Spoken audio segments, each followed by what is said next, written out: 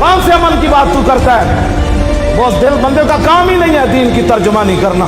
दीन की तर्जुमानी करे, सिद्दीक अकबर करे, फारूक आजम करे, उस्मान गनी करे, हैदर कर्रार करे, साद इब्न अबी वक्कास करे।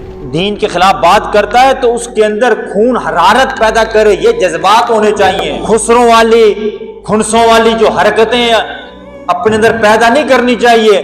कोई बात करता है तो खामोशी से सुनकर नहीं जी कोई गाल नहीं, ये मौलवियों का काम, जी ये उनका काम है, ये उनका काम है। कोई बात करता है उसको पहले चपेड़ मारो, फिर उसके बाद बात करो कि तू बात क्या करता है।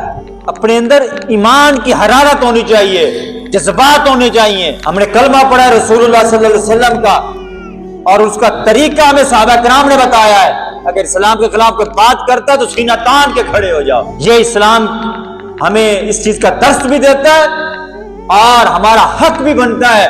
हमने जिसका कलमा हमारे बाप के खिलाफ कोई बात करे तो उसको तो कत्ल करे। तुम्हारी की इज्जत के बारे में कोई जनाब निगाह उठाता है, उसके बारे में तो उसको कत्ल करने तक पहुंचता है। और रसूलुल्लाह के बारे में और उसके कौल या किसी फेल के मुतालिक कोई बात करे तो खामोश रहे, ये कैसे मुमकिन है?